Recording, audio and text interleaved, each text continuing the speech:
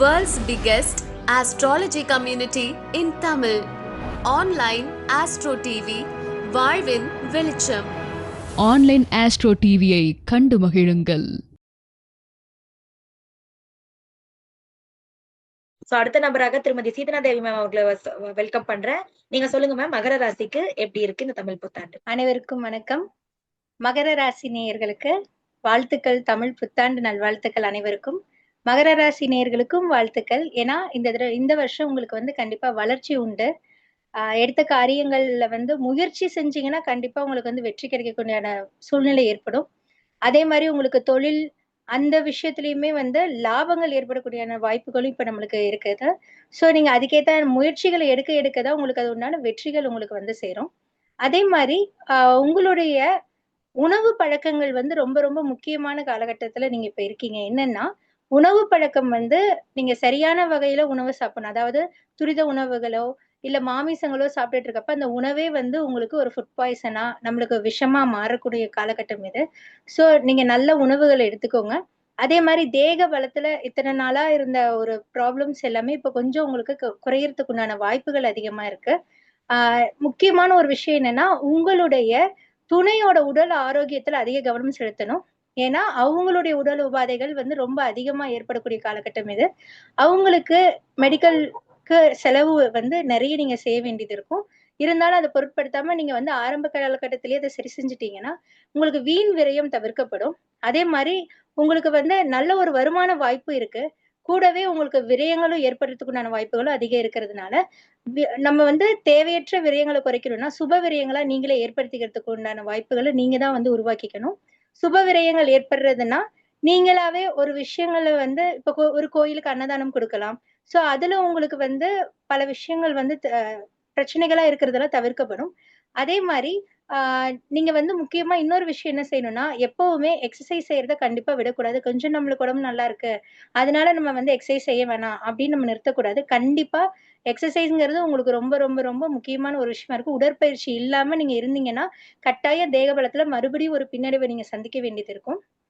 அதே மாதிரி உங்களுக்கு இந்த காலகட்டத்துல முக்கியமான வழிபாடு நீங்க என்ன எடுத்துக்கணும் அப்படின்னா, விநாயகர் வழிபாடு தான் நீங்க எடுத்துக்க வேண்டியது. விநாயகர் ஒருத்தர்னால மட்டும் இப்ப உங்களை கண்டிப்பா காப்பாத்த முடியும். அதனால விநாயகர் வழிபாடு எடுத்துக்கோங்க. பக்கத்துல எந்த கோயில் இருந்தாலும் சரி, ஒரு விநாயகர் கோயில்ல போய் நீங்க தினசரி வழிபாடு செய்யலாம். அதே மாதிரி ஆஞ்சநேயர் வழிபாடு சனிக்கிழமையில செஞ்சுட்டு வர்றப்போ ஒரு விளக்கு போட்டோ இல்ல அவருக்கு அபிஷேகத்துக்கு பொருட்கள் வாங்கி கொடுத்தோ அவருக்கு வழிபாடு செய்யறது உங்களுக்கு மேன்மையை தரும். அதே மாதிரி முக்கியமான ஒரு விஷயம், மாற்றுத்திறனாளிகளுக்கு ஒரு நீர் தானம், உணவு தானம் செஞ்சுட்டு வர உங்களுக்கு வாழ்க்கையில முன்னேற்றத்தை ஏற்படுத்தி கொடுக்கும். வீட்டுல இருக்க முதியவர்களான கொஞ்சம் வயதுல பெரியவங்களா இருக்கவங்க கிட்ட ஆசீர்வாதம் வாங்குங்க. அதுவும் உங்களுக்கு நன்மையை பயக்கும். அனைவருக்கும் நன்றி. தேங்க்யூ சோ மச் மேம், ரொம்ப சூப்பரா சொல்லிட்டீங்க. இப்ப வாங்க சுதாகர் சார், நீங்க பேசுங்க. மகர ராசிக்கு எப்படி இருக்கு? அனைவருக்கும் எனது பராபவ தமிழ் புத்தாண்டு நல்வாழ்த்துக்கள். மகர ராசிக்காரங்க அப்படின்னு பாத்தீங்கன்னா இது ஒரு அற்புதமான ஆண்டாதான் அமைய போகுது. ஏன்னா ஜூன் மாசம் 2ஆம் தேதி குரு மிதுனத்துல இருந்து கடகத்துக்கு உச்சநிலைக்கு வர போறாரு. அதனால மகர ராசிக்காரங்க எல்லாருக்குமே ஒரு அற்புதமான 90% நற்பலன்கள் மட்டுமே நடக்க போகுது. சோ எல்லாருமே இனிமே பொற்காலம் அப்படின்னு தான் சொல்லணும். எப்படின்னு பாத்தீங்கன்னா, இப்போ 7.5 சனி இந்த ஆண்டுல முழுமையா 7.5 சனில இருந்து வெளியில வர போறாங்க. சோ இது வரைக்கும் அவங்க பட்ட கஷ்டங்கள் எல்லாமே அதுல இருந்து வெளியில வர போறாங்க. சோ இனிமே மகர ராசிக்காரங்களுக்கு எல்லாமே நற்பலன்களா நடக்கும் அப்படின்னு சொல்லிக்கிறேன். நன்றி. தேங்க்யூ சோ மச் சுதாகர், சூப்பரா சொன்னீங்க. சோ இதனை தொடர்ந்து திருமதி கவிதா நாகராஜன், நீங்க சொல்லுங்க மகர ராசிக்கு எப்படி இருக்குன்னு. மகர ராசி நேயர்களுக்கு புத்தாண்டு நல்வாழ்த்துக்கள். இது ஒரு யோகமான காலம் அப்படின்னே நம்ம சொல்லலாம். எந்த முயற்சி எடுத்தாலும் அது சக்சஸ் ஆகும். இது வரைக்கும் உங்க திறமைகளை நீங்க வெளிப்படுத்தி இருந்தாலும் அது வெளியாகாம இருந்திருக்கும். இப்ப அந்த திறமைகள் எல்லாமே உங்களுக்கு வெளிப்படுத்தி உங்களுக்குன்னு தனி ஒரு அங்கீகாரம் கிடைக்கும். எங்க போனாலும் உங்களுக்குன்னு ஒரு தனி மரியாதை கிடைக்கும். உங்களுடைய உழைப்புக்கு எல்லாமே அங்கீகாரம் இந்த வருடம் உங்களுக்கு கிடைக்கும். ஏன்னா 12 வருஷத்துக்கு ஒரு முறைதான் குரு இப்படி உச்சமாயி உங்க ராசியை பாக்குறாரு. அதனால இதுல மெயினா உங்களுக்கு ரொம்ப சந்தோஷமான விஷயம் என்ன நடக்கும்னா, திருமணம் கைகூடும். 5 வருஷமா நாங்க பாத்துட்டு இருக்கோம், 7 வருஷமா பாத்துட்டு இருக்கோம், அமையல அப்படிங்கிறவங்களுக்கு கண்டிப்பாக திருமண வாய்ப்பு அமையும். அதே போல நீங்க ஒரு விவசாயியா இருந்தால் வாழை நடுங்க, வாழை மரம் நடலாம். கனிகள் எதா இருந்தாலுமே நீங்க விவசாயம் பண்ணலாம். அரசாங்க ரீதியான உதவிகள் வந்து விவசாயத்திற்காக உங்களுக்கு கிடைக்கும். மாணவர்களா இருந்தால் கொஞ்சம் கவனம் தேவை. இந்த ஒரு ஸ்பெஷல் கிளாஸ் வைக்கிறாங்க, ஒரு மழைக்காலம் அப்படிங்கிற நேரத்துல எல்லாம் கொஞ்சம் வந்து நீங்க பாதுகாப்பா தான் போகணும். இஎன்டி டாக்டரை பார்க்க வேண்டியதா வரும் சூழ்நிலை. அது வேலை மாறுதல்கள் வந்து வரும். உங்களுக்கு வந்து ஒரே ஒரு அறிவுரை என்ன சொல்றது அப்படின்னா, நீங்க வந்து எந்த ஒரு தொழிலுமே இப்போதைக்கு வந்து அதிக முதலீடு போட்டு தொடங்க வேண்டாம். அதே மாரி இப்ப இருக்கிற வேலையிலிருந்து வேலை செய்யறவங்களா இருந்தா மாறுதல் செய்யலாம். ஒரு கூட்டாளிகளோட ஒரு தொழில் செய்யறீங்க அப்படின்னா, கண்டிப்பாக வந்து அந்த கூட்டாளிகள விட்டு இப்ப நீங்க பிரிய வேண்டாம். இதே இடத்திலேயே இருந்து நீங்க பணிபுரியறது, அவங்க கூடயே டிராவல் பண்றது தான் நல்லது. இப்ப ஒரு வண்டி வாகனத்துல போறீங்க, எங்கேயாவது ஒரு வழியில படியில மாடிப்படியில ஏறுறீங்க அப்படிங்கும்போது, நீங்க பார்த்து கவனமா வந்து செயல்படுங்க. ஹெல்மெட் போடாம வண்டி ஓட்டாதீங்க. அதிக வேகத்துல நீங்க வண்டி ஓட்ட வேணாம். உங்களுக்கு ஒரு ரொம்ப பொற்காலம்னு சொல்லலாம் இதைய. இப்படி இருக்கிற பொற்காலங்கள நீங்க சக்சஸ் படுத்திக்கணும்னா, உங்களுக்கான வழிபாடுகள் என்ன அப்படின்னா, வேத பாடசாலை எங்க இருக்குதுன்னு பாருங்க. அவங்களுக்கு வந்து முழு மஞ்சள் பூசணிக்காய வந்து நீங்க வந்து தானமா குடுக்கலாம். அப்படி வேத பாடசாலை இந்த சைடு நாங்க இருக்கிற பக்கம் இல்ல அப்படின்னா, நீங்க வந்து பெருமாள் கோயில்ல போய் முழு பூசணிக்காய் வந்து உங்களுக்கு அன்னதானத்துக்கு குடுத்துட்டு வாங்க. அதே மாரி அருகில் இருக்கிற அம்மன் கோவில்களுக்கு சென்று தயிர் வந்து அபிஷேகத்துக்கு வாங்கி குடுங்க. பௌர்ணமி அன்னைக்கு வாசமுள்ள மலர், மல்லிகை மலரோ, மரிக்குழுந்தோ இந்த மாரி வந்து வாசம் இருக்கிற மலர்கள் வந்து நீங்க அம்மன் கோயிலுக்கு வாங்கி குடுங்க. குலதெய்வ வழிபாடு ரொம்ப அவசியமா இருக்குது. அட்சய திருதி வரும் இப்ப சித்திரை மாசம். அந்த அட்சய திருதி அன்னைக்கு பிராமணர்களுக்கு வந்து பஞ்சாங்கம், வஸ்திரம் வந்து தானம் தர்றது உங்களுக்கு இந்த ஆண்டுல எல்லா சௌபாக்கியங்களும் கிடைக்கிறதுக்கு நல்ல வழிபாடா இருக்கும். நன்றி, வணக்கம். Thank you so much ma'am. ரொம்ப சூப்பர்பா சொன்னீங்க. உங்களோட ஒவ்வொரு வழிபாடுமே ரொம்ப வித்தியாசமா தான் இருந்தது. தேங்க்யூ. நெக்ஸ்ட் கோபிநாத் சார், நீங்க சொல்லுங்க மகர ராசிக்கு எப்படி இருக்குன்னு. அதாவது ராசி பலன் சொல்லணும்னு ஆசைப்பட்டா அது வந்து மகர ராசிக்கு சொல்லணும். சரிங்களா? அந்த மாதிரி ஒரு ஒரு அற்புதமான ராசி. சரியா? சொல்லவே சந்தோஷமா இருக்கு. எல்லாமே நல்லா இருக்குங்க. அதாவது மகர ராசி நேயர்களே, உங்களுக்கு வந்து பாத்தீங்கன்னா 3ல வந்து முயற்சி சனி நல்லா தான் செய்வாரு. 2ல ராகு நல்லா தான் செய்வாரு. அதை விட பாத்தீங்கன்னா குரு வந்து ஒரு ஒரு மெயின் பிளேயர். எல்லாருமே ஏற்கனவே சொன்னாங்க. குரு வந்து உங்களுக்கு அவர் இருக்கிற 2 ராசியிலுமே வந்து பாத்தீங்கன்னா 6ஆம் இடத்துல இருந்து உங்களுக்கு 10, 12, 2ஆம் இடத்தை பாக்குறாரு. அவர் 7க்கு போகும்போது லக்னத்தையும் 11ஆம் இடத்தையும் 3ஆம் இடத்தையும் பாக்குறாரு. ரொம்ப அற்புதமான ஒரு இது. தொழிலுக்காகட்டும் வேற எதுனாகட்டும் நீங்க உங்களை நம்பலாம், உங்களை அடுத்தவங்க நம்பலாம். சரிங்களா?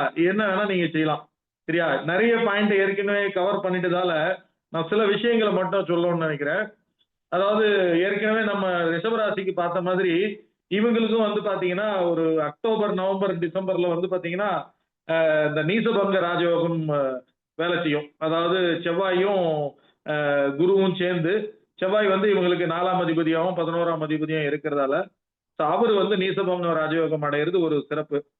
அது மாதிரி பாத்தீங்கன்னா ஒரு ரொம்ப ரேரான ஒரு ஒரு யோகம். நம்ம இப்ப ஸ்டூடெண்ட்ஸ் எல்லாம் இதை நோட் பண்ணிக்கலாம். நம்ம படிச்சிருப்போம். அதாவது பர்வத யோகம்னு படிச்சிருப்போம். அது அது வந்து பாத்தீங்கன்னா கரெக்டா வந்து இவங்க மகர லக்னக்காரங்களுக்கு இந்த வருடத்துல டிசம்பர் மாசம் 21ஆம் தேதி 22ஆம் தேதி வந்து அந்த யோகம் அமையும். ரொம்ப ரேரான யோகம். நம்ம நம்ம ரொம்ப ஃபேமஸான ஒரு இது கூட சொல்லுவாங்க. இந்த சொல்லுவாங்க இல்லையா, அந்த ஆமேடம் எருது சுறா நண்டு கண்ணி 5 இடத்தில் கரும்பாம்பு அமர்ந்து நிக்கில் பூமேடையில் துஞ்சும் ராஜயோகம் அப்படின்னு. அதாவது ஏமாறாதே ராகு கேந்திரத்தில் இடைவிடாமல் கிரகம் இருந்தாகில் தேமவும் பர்வதமா யோகமாகும் அப்படின்னு சொல்லுவாங்க. இதுல வந்து பாத்தீங்கன்னா கரெக்டா அந்த தேதிகள்ல மகரத்துல வந்து ராகு இருப்பாரு, 4ஆம் இடத்துல சந்திரன், 7ஆம் இடத்துல கேது, 10ஆம் இடத்துல சுக்கிரன். ஸோ இந்த மாதிரி காம்பினேஷன் அமையிறது ரொம்ப ரேரு. இது இதோட பலன் வந்து எல்லாருக்குமே கிடைக்கும். அதுல ரொம்ப ஸ்பெசிபிக்கா வந்து பாத்தீங்கன்னா மகர ராசி நேயர்களுக்கு ரொம்ப அற்புதமான ஒரு ஆண்டா வந்து இது இருக்கும். சரிங்களா? எந்த அளவு இவங்க சின்சியரா இருப்பாங்கன்னு பாத்தீங்கன்னா, இவங்களை யாராவது லவ் பண்ண வந்தா கூட அவங்க ரிஜெக்ட் பண்ணிடுவாங்க. சரி, என்ன பாரு வேலை இருக்கு, நீ போ வேற யாரையா பாரு அப்படின்னு சொல்லிடுவாங்க. யாராவது மகர ராசிக்காரங்களை லவ் பண்ணீங்கன்னா தயவு செஞ்சு போய் சொல்லாதீங்க, ரிஜெக்ட் ஆயிரும். ஏன்னா இது பொதுவாகவே இந்த மகர ராசிக்காரர்கள் வந்து இந்த இதய முரளி கேரக்டர். லவ் பண்ணாலே சொல்ல தெரியாது, அப்படியே உள்ளே தான் வச்சுட்டு இருப்பாங்க. அது இப்ப இந்த மாதிரி எல்லாம் ஒரு யோக காலம் வந்துருச்சுன்னு வச்சீங்க, அவங்க நீங்க போய் சொன்னாலும் மதிக்க மாட்டாங்க. சரியா? அதாவது இன் ஷார்ட்டா சொல்லணும்னா ஒரு 14 வருடம் வனவாசத்தை அனுபவிச்ச ராமருக்கு ஒரு பட்டாபிஷேகம் மாதிரி கஷ்டத்தையே பார்த்துட்டு வந்த மகர ராசிக்காரர்களுக்கு இப்போ அடுத்தடுத்து ஒரு ஒரு நல்ல காலம் அப்படின்ற மாதிரி சொல்லலாம். இதுல ரொம்ப ஸ்பெசிபிக்கா சொல்லணும்னா இப்ப நான் வந்து கொஞ்சம் டைம் எடுத்து இப்போ மகர ராசி வந்து இந்தியாவை குறிக்கும். சரிங்களா?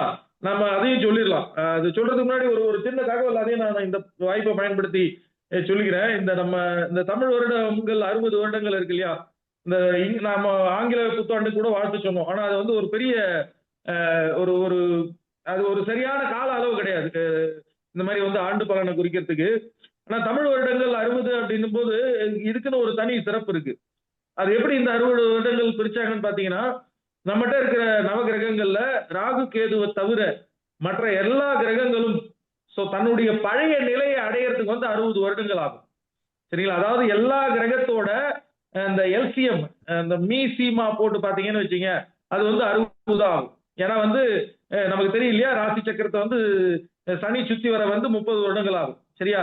அதை விட பெரிய கிரகம் அதுக்கு அடுத்த கிரகம்னு பாத்தீங்கன்னா குரு சுத்தி வர 12 ஆகும்.